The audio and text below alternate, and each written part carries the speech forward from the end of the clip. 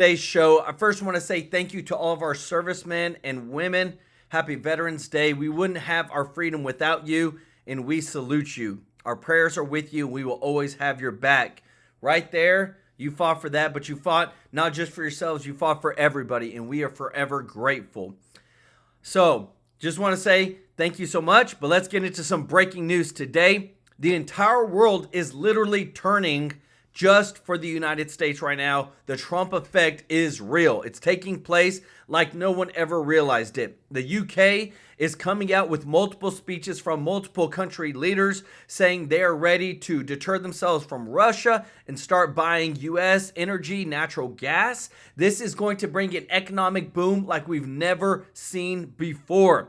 The economy is already soaring with the Dow Jones breaking all-time records, the S&P breaking all-time records. The stocks are popping off. People are so excited for Trump taking office. On top of that, Trump has already announced with the Senate majority lead and also with the majority of the House, which the GOP is projected to win, they already have 12 bills that they are going to fast track through Congress to get things limited with government, reduce government spend, secure the border, and make sure that we start putting Americans first in our country. He has already announced major picks for his cabinet, as well as a lot of federal government departments that he plans to shut down and eliminate. Tom Homan will be the real border czar, Trump says, as he has already vowed to do everything necessary to shut down the border, eliminate all illegal crossings, and get the illegal criminals out of our country to make our country a safe place. There is a ton more breaking news we have for you today. Things are being released day by day of what Trump is planning to do, and it is wonderful. It is an American first agenda. And just want to say thank you to everybody who is watching. If you're not subscribed, please hit that subscribe button so I can serve you every day with the top news. And thank you to everybody that is a member of the channel. The link is in the description to join. We want to bring positive change with this channel, and in a week and a half, we'll be making an online donation to help those in need around this Thanksgiving time. And just want to say thank you to everybody that gives a super chat donation. We are truly grateful that you support us, me and my family. We work really hard to want to bring this news to you every single day, no matter what. But we've got a ton of breaking news to go over today. Let's jump right into it because I'm telling you, things are changing faster than I even imagined. Check this out. President-elect Trump's new cabinet is starting to take shape because overnight, while you were sleeping, he tapped Tom Homan to be his border czar. Trump saying, quote, "There is nobody better at policing and controlling our borders." Likewise, Tom Homan will be in charge of all deportation of illegal aliens back to their country of origin. He worked with the president to come up with this job description, so let's hear from him. In his first interview after the major announcement, incoming border czar, Tom Homan. Tom, congratulations to you. It's bad for us. We lose you as a contributor. What went into the decision and the position? Well, look, I've been on this network 4 years complaining about what this administration did to this border. I've been yelling and screaming about it, telling them what they need to do to fix it. So when the president asked me, would you come back and fix it? Of course I have to. I'd be a hypocrite if I didn't. So, look, I'm honored the president asked me to come back and help solve this national security crisis. So I'm looking forward to it. And look, I love Fox. I love the family there. But I think that the calling is clear. I got to go back and help because every morning I get up, every morning I'm pissed off about what this administration did to the most secure border in my lifetime. So I'm going to go back and do what I can to fix it. So, Tom, let's talk about the job, because you're not an amateur. You've been doing this for years. You're a beat cop. Also, you worked the border before, went over to ICE. You've done it all. What does the process look like? Because I think some people get the impression that you're shooting from your hip, but you know what you're doing here, right? I know exactly what I'm doing. Look, this is the second time I get out of retirement for this president, and because it matters. And look, I was a border patrol agent. I wore that uniform, and I'm proud that I wore that uniform. So, and I was an ICE agent. I was the first ICE director that actually came up through the ranks. So the 20,000 men and women that worked for me, I didn't ask them to do anything. I do myself. I was one of them. So look, I know the border, and I know there's a lot of great patriots. Look, I shut my phone off Friday night because I couldn't handle the phone calls, the texts, and emails from thousands of ICE agents and Border Patrol agents excited about the rumor I'm coming back. But more importantly than that, thousands of retired agents, retired Border Patrol agents, retired military that want to come in and volunteer to help this president secure the border and do the deportation operation. So I've been off the grid for 3 days just because I couldn't handle all the phone calls, and plus all the death threats rolling in. My family's not at home right now because that's starting. But that's something we're going to deal with. They're not going to bully me away. They're not going to shut me up. They're not going to make me go away. This is the biggest national security vulnerability this nation has seen since 9/11. We have to fix it. And it's one of the reasons Kamala Harris lost and Donald Trump won. So Tom, you just mentioned deportations. I know during the last Trump administration, when you were there, they did have the large-scale worksite, essentially raids, where they would go into a place and there would be hundreds of people who were in the country illegally. I know on 60 Minutes, a couple of weeks ago, you said that those would continue under Donald Trump in the next administration. What do you have planned? Well, I know you don't want to give away the whole game book, but you do have deportations, mass workplace stuff planned, any other kind of category of deportations of interest? Look, as the president said on stage many times, which I agree with 100%, it's going to be the same it was during the first administration, which is just a hell of a lot more of them because 10 million people have entered this country illegally under the Biden administration, or they actually let into this country, even though it's violation of federal law, what they've been doing, the abuse of the parole authority. But look, I've been clear, President Trump's been clear.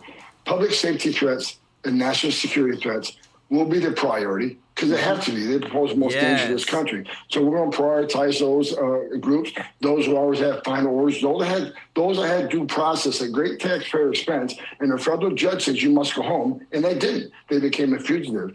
So, and as far as worksite operations have to happen. Here's why, Steve. Where do we find most victims of sex trafficking and forced labor trafficking? At work sites. And the Biden administration shut down work sites. On one point, they say we care about sex trafficking and human trafficking. Then they shut down work site enforcement, which is one of the main areas we find the victims of this. I want to add one more thing, another priority. This administration has lost over 300,000 children. That were smuggled in this country by criminal cartels they can't find. That's another priority. We need to save these children because some of these children are in forced labor, some of these children are in sex trafficking, some of these children are living a life of hell every day. And we need to save these children and get them back with their families. Tom, first of all, congratulations to you. And I'm so glad for the Border Patrol that morale is already being lifted. They have just been beaten down by the policies of this last administration. I'm really encouraged by what you're saying because I think the toughest part of your job isn't the deportation. It's dealing with the propaganda from the other side saying that what you're doing is not compassionate, that it's not humanitarian. And what do you plan to do? I'm glad you mentioned the 300,000 children that are missing, but how are you going to deal with those kinds of attacks, even though you know that this open border has led to sex trafficking of children and an exponential increase of child labor, illegal child labor? Frankly, I don't care what people think about me, especially the left. Again, when you have a historic crisis, a crisis this big, here's what they need to know. When you have a crisis this big that overwhelms the Border Patrol, where the majority of Border Patrol are no longer on patrol, they're making sandwiches, they're changing diapers, they're making baby formula, they're making hospital runs, they're making airport runs. When you take most of the Border Patrol agents off the border to deal with humanitarian crisis, that's when the fentanyl comes across to kill 250,000 Americans. That's when the sex trafficking has increased 600%. That's when non-suspected terrorists has crossed this country. They've had a record of people on terrorist watch list that have been arrested at the southern border. That's why you have over 2 million gotaways. How many of them came from a country sponsoring terror? So I don't care what anybody's opinion is on illegal immigration. When you create a crisis this big, all these other bad things happen. That's why you have to secure the border. I don't care if you're a Republican, a Democrat, or independent. Border security is national security. We should all be on the same side of that. I've been saying this for the last couple of years. And the director of the FBI actually agrees with me. I don't respect him greatly, but he agrees with me. The Southwest border is the biggest national security vulnerability this nation's ever seen. He sees more red flags now than ever before. We have to secure the border. And as far as the people want to push back on deporting these people, what is the option? You have a right to claim asylum. You have a right to see a judge, and we make that happen. But at the end of that due process, if the judge says you must go home, then we have to take them home. And because if we're not, what the hell are we doing? And I'm telling you this, that is exactly where things are leading at. The media is already prepping everybody to make it look like the people like Homan and all the border security people doing their jobs is now a bad thing. That's what the media is making it. They're saying, well, how are you going to deport them all? Are you going to go in their houses? Are you going to do this, and that? So we've got to secure the border first and foremost. And now we have it from Thomas Macy. This is amazing. He said the new Congress begins on January 3rd, but President Trump doesn't take office until January 20th. With majorities in the House and the Senate, we should have at least a dozen bills to shrink government overreach on his desk, awaiting his signature by the first day of his term. Let's go! And happy Veterans Day to everybody. Mr. Tracy J. Norby, all y'all. Thank y'all so much for your service. Appreciate y'all so much. But there's other things that are going on behind the scenes too, because one of the reasons why we show Bongino a lot on this channel is because he has so many insights to everybody. He has a lot of sources. Check this out. I've got some great news for you right out of the chute. Ladies and gentlemen, the self-deportation may have begun. Of illegal immigrants? No, not just of illegal immigrants, of legal liberals who are driving the country crazy and opening the door in an open border to illegal immigrants. Politico, this morning, paragraph of the day. Trump critics worry he'll target them for retributions.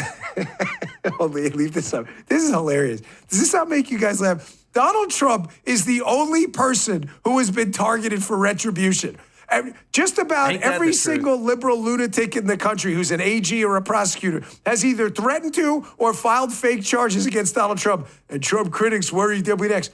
A private attorney, Mark Zaid, who's a crazy person, has said he consulted with clients about how they can best protect themselves from this Trump administration. Zaid has advised some to leave the country before Trump is sworn in and live abroad until they have a clear sense of whether he is bent on retaliation. Ladies and gentlemen in the chat, I'm looking at you, folks. Do you not support this plan? What has two thumbs and supports this? This guy, Mark Zaid, you are my new hero. Please tell, what are you laughing at? This is a great plan. Are you on, Justin's not on board? Guy, are you on board? Michael?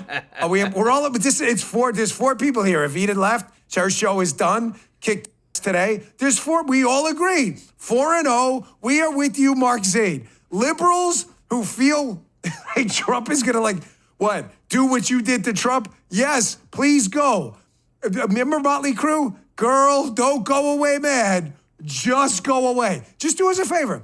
Yeah, don't come back. Live abroad. You say you love the EU and all this other, you love the democratic socialist. I'm sorry to interrupt everybody, but I'm 100% on board. Every person, every celebrity, everybody that's like, if Trump wins, I'm leaving the country. Bye, Felicia. Go. You don't want to support this country? You don't want to support America first? Go live in Thailand. Go live in China. Go live in Russia. See how you like it over there. I am 100% on board with this. Lifestyle. Go ahead. Matter of fact, I'm going to suggest Tom Homan, the new border czar. Tom, if you're listening, we love you. Tom, maybe we can finance their travel. Maybe first class. Can we get a give, send, go going? Yes, that's the thing. Justin's correct. These will not be round trippers. These will be one way. And by the way, leave your passport with us after you leave. After you check in, just leave your passport. We will follow you over to the country's the migration checkpoint at the border checkpoint. Once you check in, we take your passport. Are you cool with that? We will finance your I may hire a private jet and charter one to get you guys out of there. So there you go. I saw this morning in a late edition to the show, and I thought, yes, this thing is turning out even better than I thought. Folks, the Trump effect is real, bro. Yes. It is real. It is already happening. He's not even sworn in yet till January. We don't even have the new Congress, new Senate sworn in. We have nothing. But the Trump effect is real. Byron Donalds, who's a congressman from Florida, a great guy. He says, here, this is just 72 hours after winning the election. Throw that up on the screen. First female chief of staff appointed. New York City stopped giving debit cards to illegals. Companies bringing production home already. Stock market peaking out. Bitcoin peaking out. Migrant caravans are breaking up. Qatar kicks out Hamas. Hamas wants an immediate end to the war. The Taliban shit pants and say they want a new chapter. China wants now peaceful coexistence. All of a sudden, Russia's ready to speak with the U.S. The EU wants to buy gas from us and not Russia. And Ukrainian leaders are in talks with Trump and Elon. The guy isn't even the president. He's only been the president-elect for not even a week. Not even close to a week. Didn't even happen. A race wasn't even called till Wednesday. Thank you so much, Connie Young, for the super chat. Let's go. She said, thank you for all your true news you bring to all of us. God bless you and your family. God bless you too, Connie. Y'all show Connie some love in the chat, everybody. We're not even there yet. And all of a sudden, the world is changing. Folks, do you still feel good? Are you still riding the high from last week like I am? Let's go. Because I don't know about you, but, you know, work is, I love my job. Don't get me wrong. It's not a day I don't like coming to work, but there are days you like it more. Like Wednesday, when I knew we were winning this thing. I woke up on a Monday, and usually Mondays are hard for me. Shaking off the cobwebs. I had a lot of tequila this weekend with Paula, man. We were like having a good time on Saturday. Way too good of a time, you know what I mean? And man, I'll tell you, I was like, Monday, just chomping at the, I even got in here early. Did I not, Michael? I usually get here at 10. It was like 9:13 when I got here because I'm just like ready to go. Folks, the Trump effect is real. But my humble opinion, here is the most important announcement we've seen yet. You're going to see a lot of things in the coming days. Elise Stefanik, you got Tom Homan, you got Stephen Miller, Susie Wiles, who's great, is going to be the chief of staff. I think it's a great selection. Listen, I have my opinions about people. I know some of these people a little bit differently. I haven't interacted with them. They've always been kind to me and kind to the MAGA agenda I put forward for President Trump. But this is the most important announcement yet. President Trump jumped in front of the camera immediately. He's been putting out these short videos. This is critical. He is about to take back the First Amendment. This is about a 4-minute video. I'm only going to play about a minute of it. You'll get the point. But the First Amendment, ladies and gentlemen, if we can't talk, we can't run for office. If our candidates and our MAGA crowd and our influencers, whatever you want to call them, cannot speak out on platforms like everyone else, we don't have anything. Ain't that the Here's truth? President Trump taking it to the deep state censorship regime. This is the best thing I've heard all week. Check this out. Today, I'm announcing my plan to shatter the left-wing censorship regime and to reclaim the right to free speech for all Americans. Yes. And reclaim is a very important word in this case because they've taken it away. In recent weeks, bombshell reports have confirmed that a sinister group of deep state bureaucrats, Silicon Valley tyrants, left-wing activists, and depraved corporate news media have been conspiring to manipulate and silence the American people. They have collaborated to suppress vital information on everything from elections to public health. The censorship cartel must be dismantled and destroyed, and it must happen immediately. And here's my plan. First, within hours of my inauguration, I will sign an executive order banning any federal department or agency from colluding with any organization, business, or person to censor, limit, categorize, or impede the lawful speech of American citizens. Folks, it gets me a little emotional, man. You know, there's a lot of things. Can I just talk to you into the camera here candidly for a second? You know, our show is obviously live. It's not scripted. There's teleprompter content other than the clips and stuff. No one tells me what to say. You know, I've been through a lot with the free speech thing. You have too. I'm not meaning to minimize anyone else's role. I hope you understand that. But I've really been through a lot, both ideologically. It's obviously my passion, the First Amendment, but I put a lot of skin in the game with a lot of investments. Early on, I was involved with Parler. That story, believe me, I promise you, whatever you think you know, you have no idea. I'm telling you. I don't care what anyone's told you about that. That is a very, very complicated case that 99% of people who comment about have no idea. The bottom line is it hurt. That hurt bad. I poured my heart and soul into giving you an alternative platform out there to speak. The big tech companies and the deep state just wiped it off the face of the earth in a very long, complicated story. That parlayed into Rumble because I wasn't going to give up. It parlayed into paralleleconomy.com. If you have Stripe and you don't like it, paralleleconomy.com is a processor. Rumble, I got involved with them. I don't want to belabor the point, but I'm telling you, my skin has been in the game a long time. My time, my money, my heart, my passion, my soul, my brain, everything.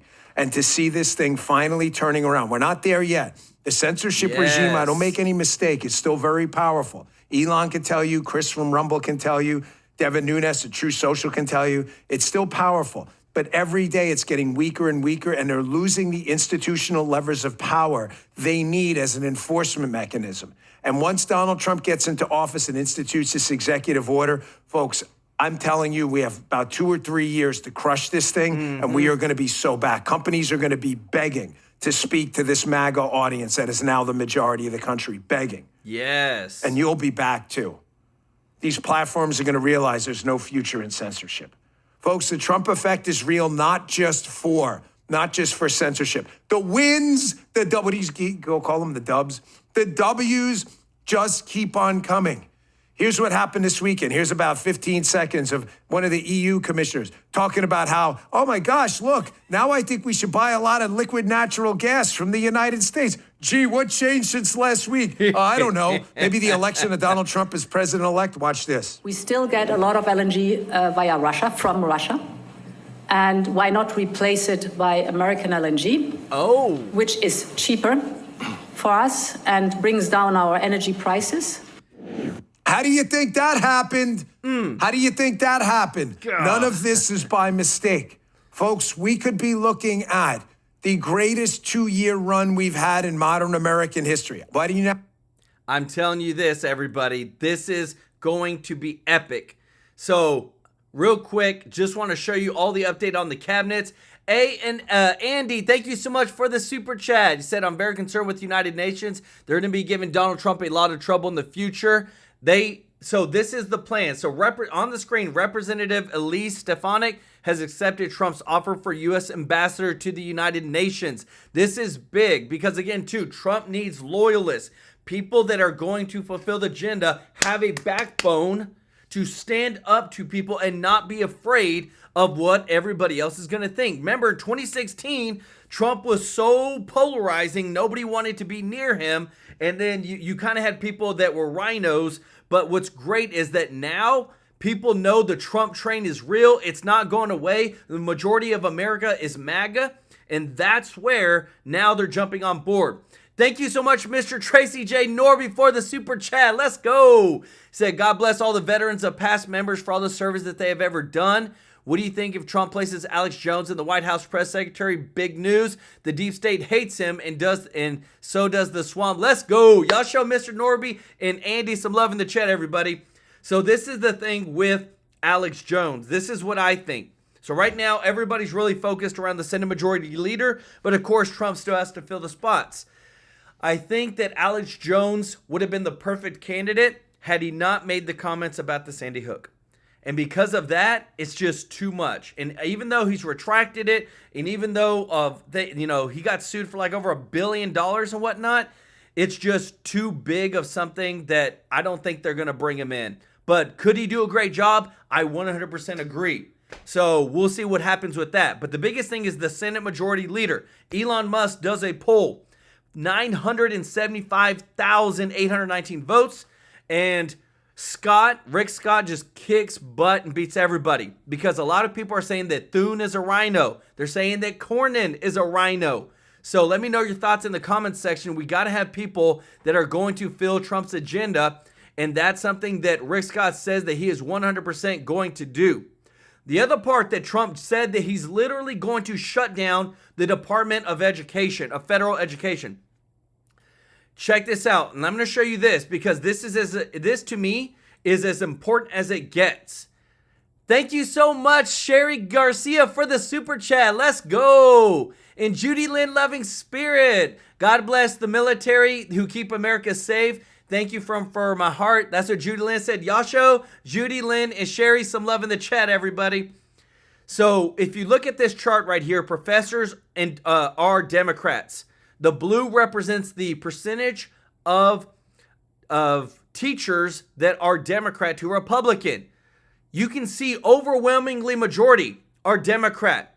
And do you not think that their mindset, their ideologies, their values, their principles, this is why kids coming out of college are so freaking left-leaning, that they are so liberal, that they are so on the left side progressive, is this reason right here. We have a problem with education, with colleges, they get all this money from the federal government and then they indoctrinate our kids and they try to make them all left and progressive and socialist and communist. It's because of this right here. This is undeniable. The only one that even comes close to half and half is engineering.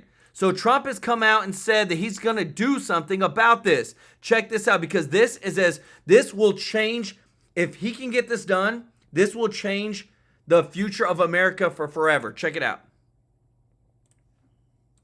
Tuition costs at colleges and universities have been exploding, and I mean absolutely exploding. While academics have been obsessed with indoctrinating America's youth, the time has come to reclaim our once great educational institutions from the radical left, and we will do that.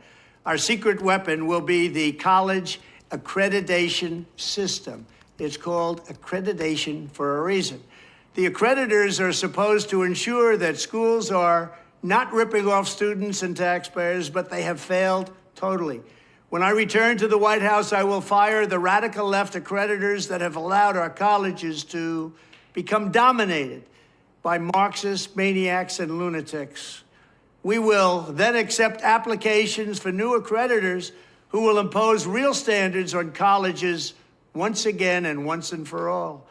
These standards will include defending the American tradition and Western civilization, protecting free speech, eliminating wasteful administrative positions that drive up costs incredibly, removing all Marxist diversity, equity, and inclusion bureaucrats, offering options for accelerated and low-cost degrees, providing meaningful job placement and career services, and implementing college entrance and exit exams to prove that students are actually learning and getting their money's worth.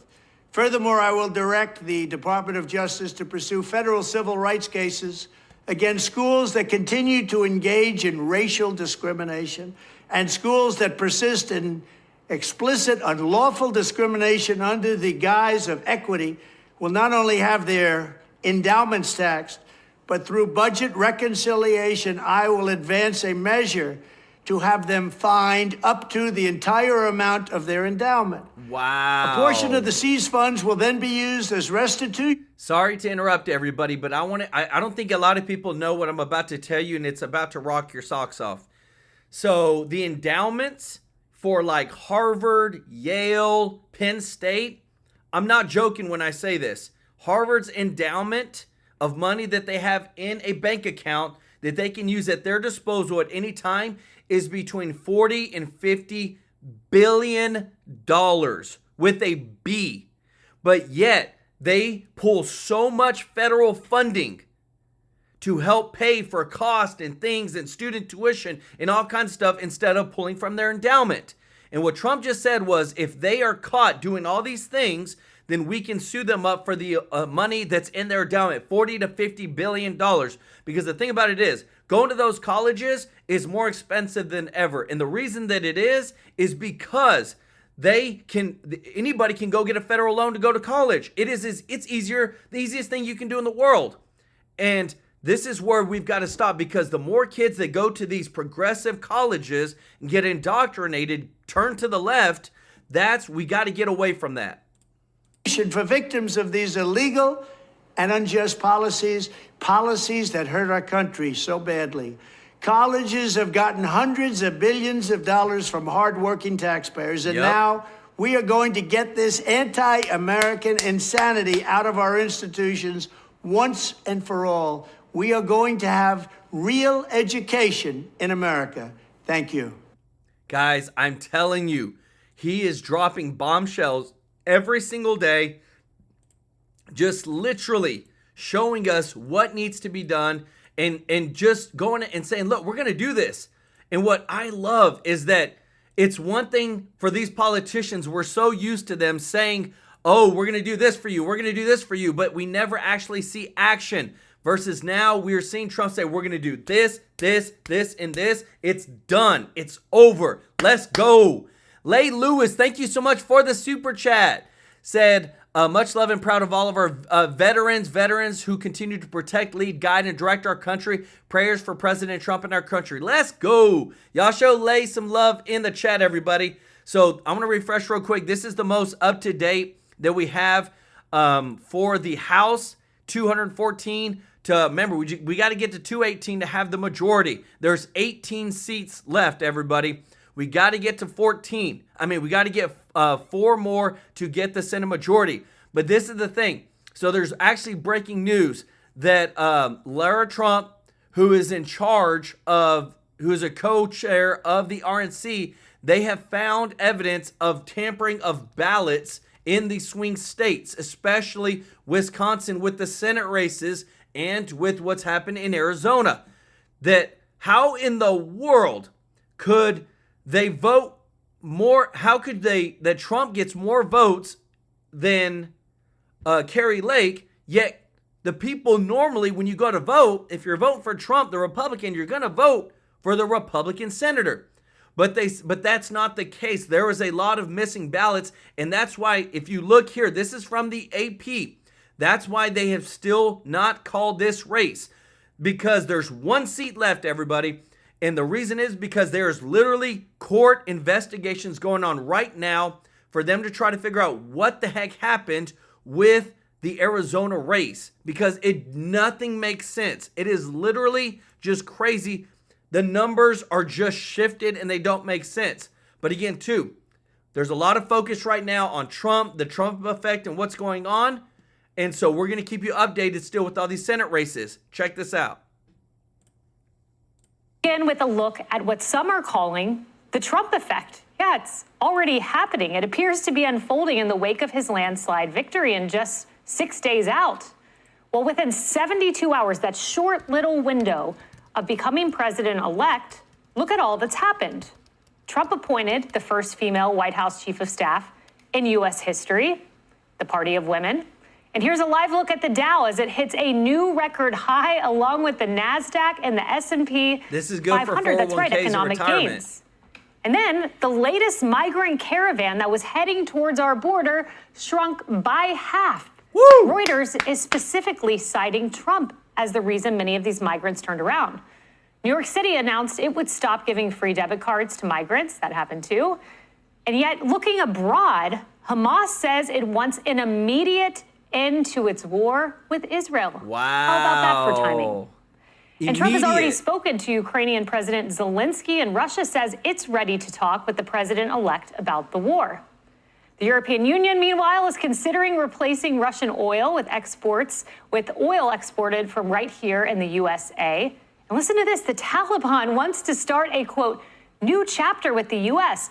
Maybe they remember when Trump called their leader, sent him a satellite picture of his home, and said, I will annihilate you unless you protect American troops abroad. Maybe they remember that. And even China announced its hopes for a peaceful coexistence with the U.S. So much for invading Taiwan. I thought that was coming. All that in 72 hours, and Trump will still be president-elect for another 70 days. Look, Harris, not even being president will do. Reuters said this, and this is a Wire publication. A caravan of thousands of migrants traveling through Mexico with the hopes of reaching the U.S. had shrunk to about half its original size as many migrants grapple with their prospects following Trump's victory.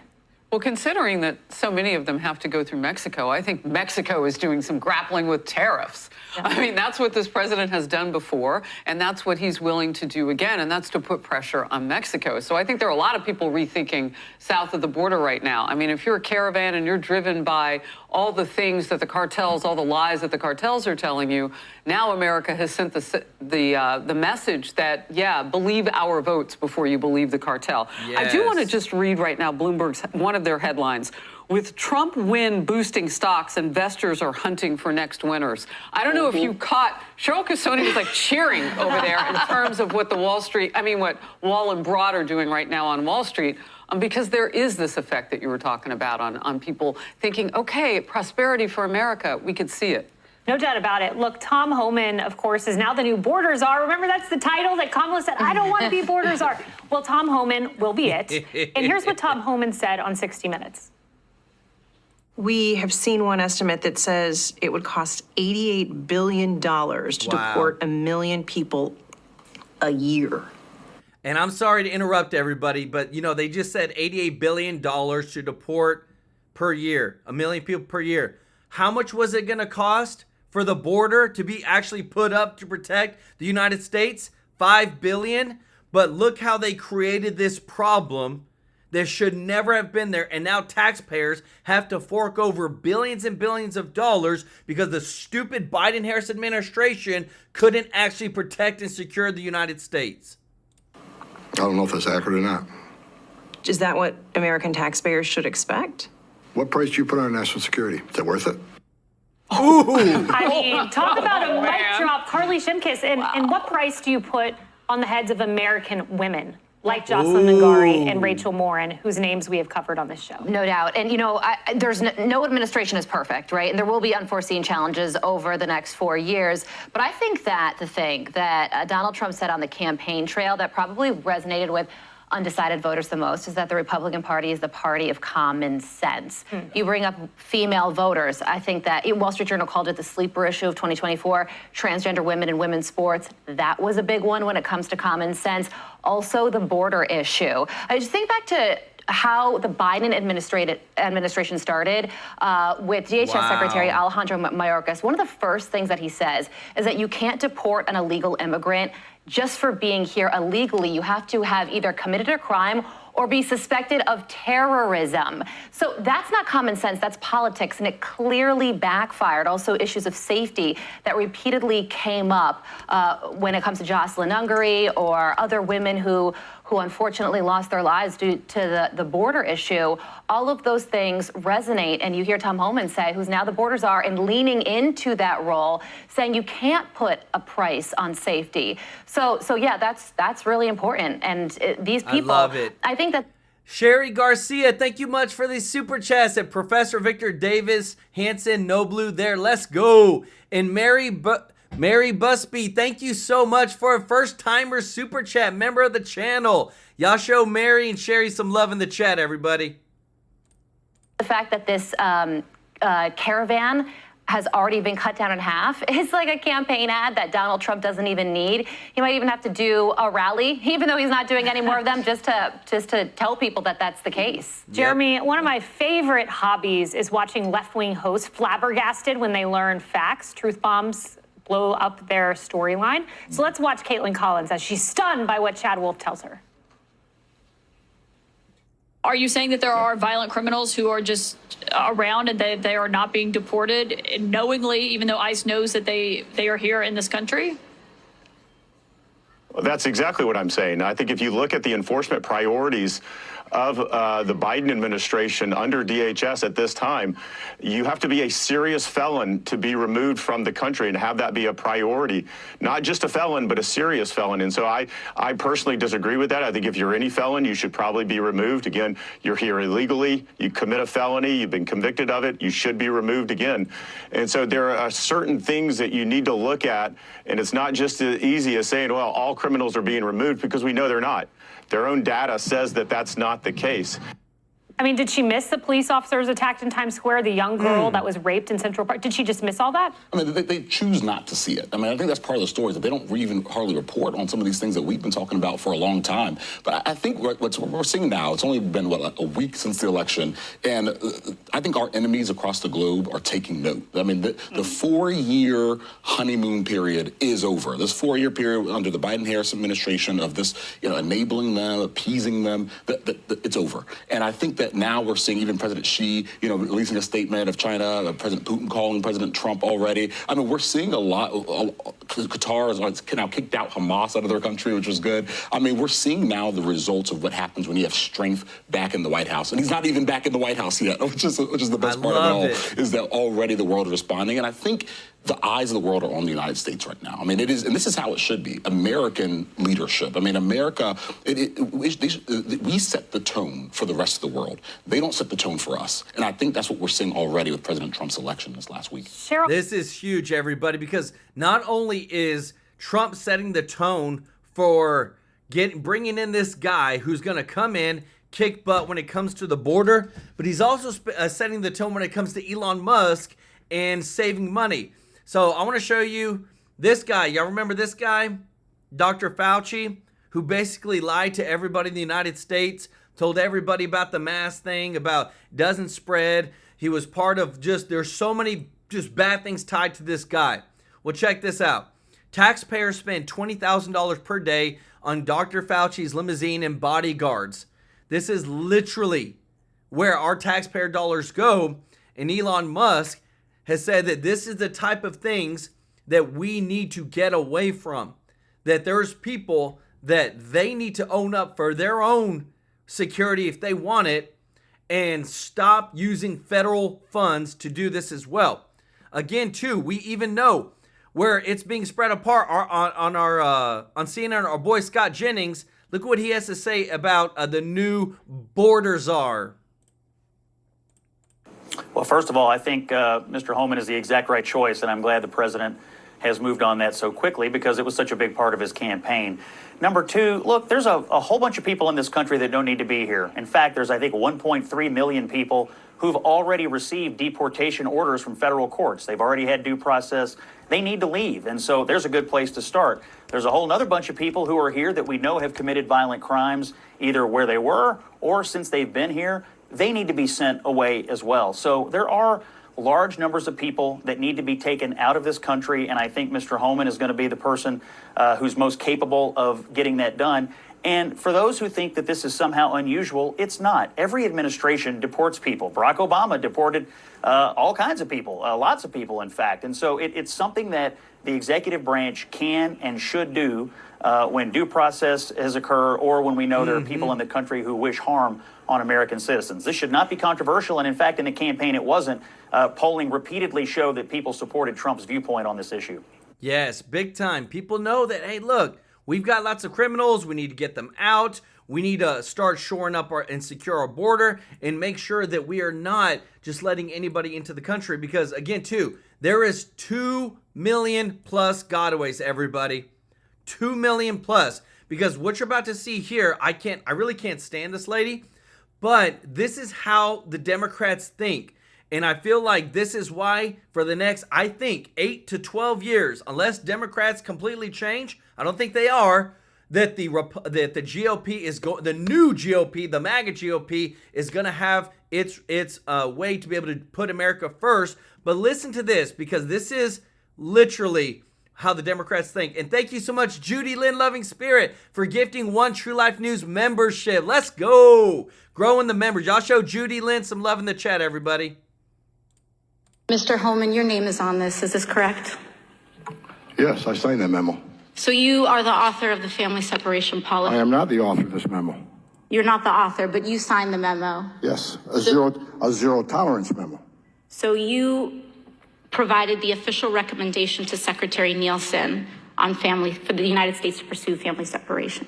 I gave Secretary Nielsen numerous recommendations on how to secure the border and save lives. But it says here that you gave her numerous options, but the recommendation was option 3, family separation. What I'm saying, this is not the only paper where we've given the Secretary numerous options to secure the border and save lives. And so the recommendation, of the many that you recommended family separation. I recommended zero tolerance.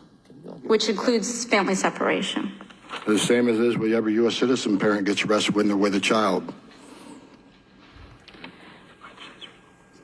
Zero tolerance was interpreted as the policy that separated children from their If I get arrested for DUI and I have a young child in the car, I'm going to be separated. When I was a police officer in New York and I arrested a father for domestic violence, I separated that father Mr. from his Homan, family. with all due respect, legal asylees are not charged with any crime. Right here. When you're into the country illegally, it's violation 8 United States Code 1325. Seeking asylum is legal. If you want to seek asylum and go through the port of entry, do it the legal way. The Attorney General of the United States has made that clear. Okay. Boom. Did you hear what AOC said? If you're in the country seeking asylum, you're not here illegally. Yes, you are if you don't go through the port of entry. You have to do it the right way. This was a chart that I wanted to show y'all that I'm telling you. This again goes back to the reason that Trump's making the colleges. Remember, we've given hundreds of billions of dollars to colleges to for them, their school endowments, whatever. But this right here, look at this chart right here. This is from the year 2000 to the year of now. This is from the Digest of Education Statistics. Look at the cost of where the cost is growing for colleges. It's not to the students. The students have actually gone down. Look at the amount of principals and administration staff. 95% increase. Why? Because they're hiring people for all these stupid positions, these DEI positions, trying to fulfill some agenda, and they're taking away hundreds of billions of taxpayer dollars in order to do it. I'm telling you, like, this is the type of stuff that nobody never sees. You don't see this data, what I'm showing you, on mainstream media. Fox doesn't show it. CNN doesn't show it. MSNBC doesn't show it. ABC doesn't show it. But what we show you here is that our taxpayer dollars, remember, every single year, we take in between $4 and $4.5 trillion, with a T, trillion dollars of taxpayer federal income taxes that come in. We take that money and it gets shelled out to God knows where, and we don't have no accountability where. But this is a part where hundreds of billions of dollars has gone to. Sherry Garcia again with the super chat. Let's go. Said exactly, go Homan. I'm telling you, Trump is bringing the dream team together to clean up the United States. Remember, Macy said that we're going to have at least a dozen bills ready for Trump to sign day one to limit government. Make government smaller. We don't need bigger government. We don't need more oversight or overreach. We need more power back in we the people. And right now, the Democrats are just going livid. None of them can handle it. Check this out. My voice, yes, was ignored, but tens of millions of Americans' voices were ignored. I encourage my colleagues, Democrats particularly, to get out into rural America and sit with people, listen to them, have a cup of coffee, and understand they're not racist, they're not bigots, they're not anti-Semites. It's not just about the campaign, it's about what does the Democratic Party stand for. The reason we didn't win ultimately is we didn't listen enough to people on the ground. So some of the Democrats' harshest critics are fellow Democrats, reflecting on the millions of Americans turning away from the party as they grapple with their election defeat. Rich Edson's tracking all that. He's live in Washington, D.C. There was a lot to say on Sunday, and they said it, Rich. Yeah, they did, Bill. Democrats say they know there's a problem. They're just all over the map on how to fix it. Some say the party needs a much different approach on immigration. Let's have a serious debate about what border security looks like for Democrats and make sure that we bring in a lot of different views on this. Remember, it wasn't that long ago that we had Democrats on TV literally denying that there was even a crisis at the border at all. We've got to have that debate. Moulton also told the New York Times his party spends way too much time trying not to offend anyone, like on trans issues. He says as a Democrat, he's supposed to be afraid to say that he doesn't want a formerly male athlete running over his two little daughters on a playing field. Wow. Other Democrats say President Biden saddled Vice President Harris with an unreasonable situation. I think she had, some hills to overcome.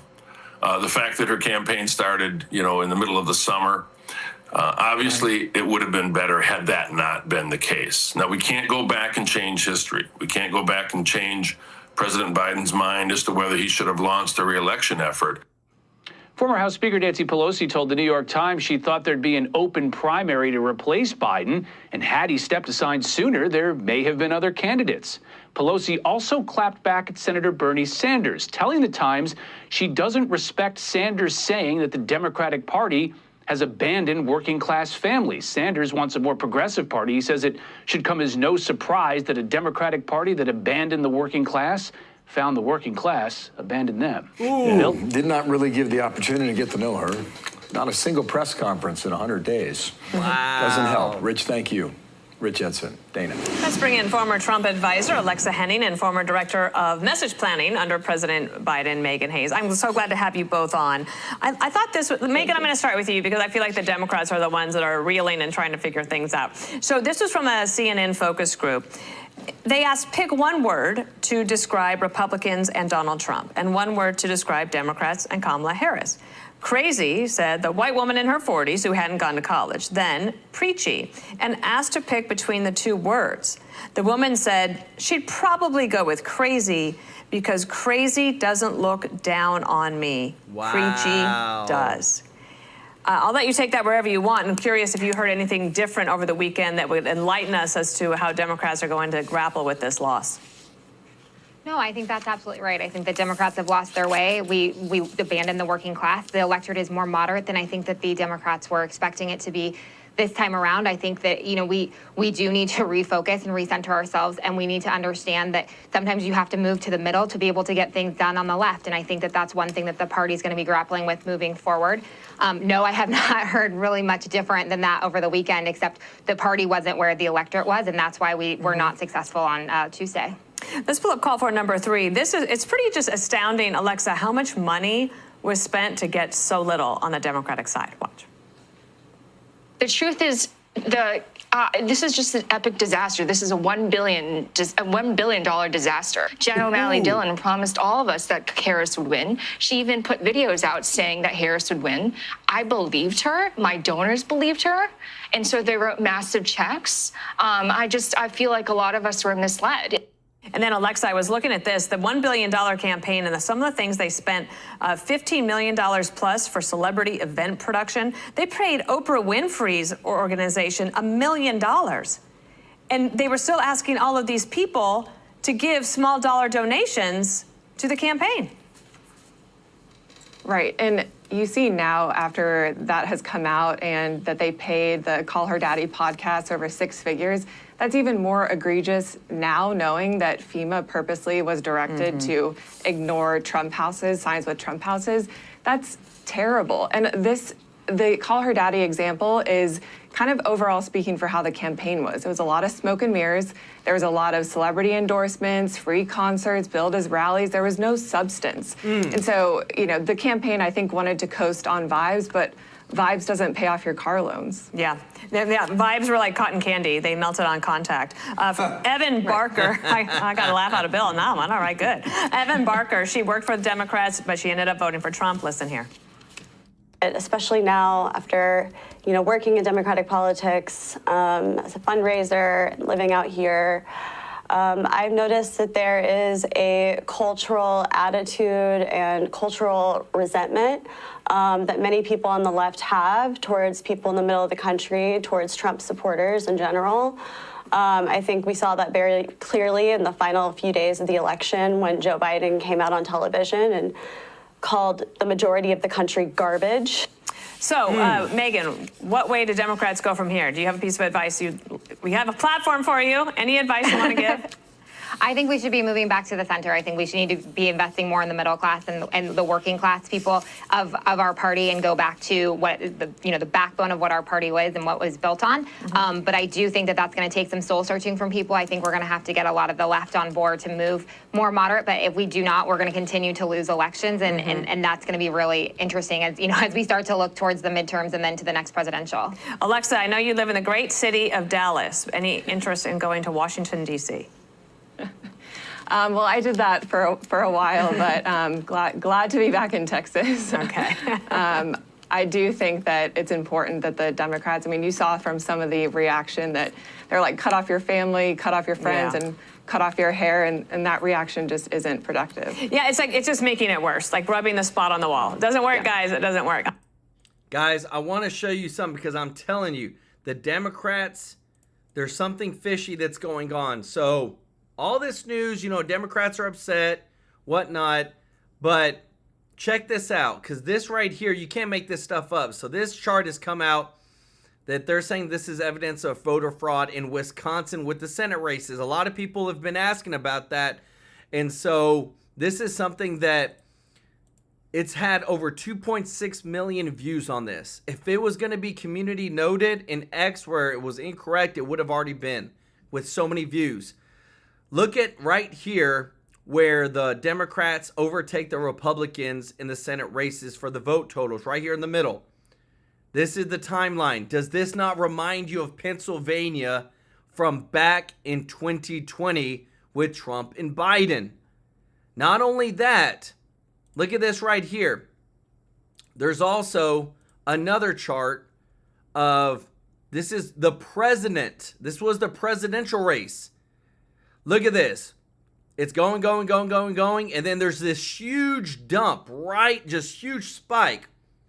But it wasn't enough to beat Trump. Like, this type of stuff gets me, everybody. Like, it just blows my mind. Like, to me, I would do 100% investigations into this of, this is undeniable. This right here was the presidential race. This right here is the Senate race, but the Senate was enough to overtake the Republicans. I just don't believe it. I believe, like, there's no way that Trump can win these states and win by such large margins, but yet the people, when they're choosing down the ballot list, because you're choosing president, you're choosing like senators, House representative, and all that, that somebody would choose Trump and not choose the senator, Republican? Doesn't make sense. But this is what they're investigating. I feel like without these swing states going to like the Democrats, that we'd be closer to 60 on the Republican Senate side. And the House would be more like 230, 235. I don't know. Let me know your thoughts in the comment section, because there's just too much fishy things that are popping up. But just want to say thank you again to all of our veterans on this special day, to all of our servicemen and servicewomen. We wouldn't have our freedom without you. We thank you so much for your service. Always, always, always have your back here on this channel. And thank you to everybody that is watching. If you're not subscribed, please hit that subscribe button. And also, too, if you don't mind, click the thumbs up like button. It really does help out the channel. And thank you to everybody that has given a super chat donation today. Y'all have killed it. Connie Young, Andy, Mr. Tracy J. Norby, Sherry Garcia, Judy Lynn Loving Spirit, Leigh Lewis, Mary Busby, Sherry Garcia again. Thank y'all so much for your support. We're going to be doing a live donation to a charity in the next week and a half. And just want to say thank you to everybody that supports our channel. We couldn't do it without you. Now that this election is done over, thank God Trump won.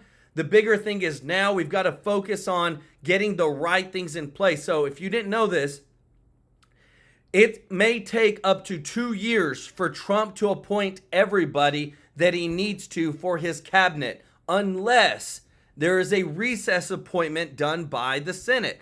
But the only way that that can get done is by the Senate Majority Leader. Trump can't do that. So that's why they're trying to get the right Senate Majority Leader in there who will do this recess appointment so that Trump can fast track getting the right people into his cabinet and getting them appointed, so that way they can fix America. We've only got 2 years. That's what the mindset has to be, 2 years to get things done and get things fixed. Love you all. Appreciate you so much, and we'll see you in the next one. Take care.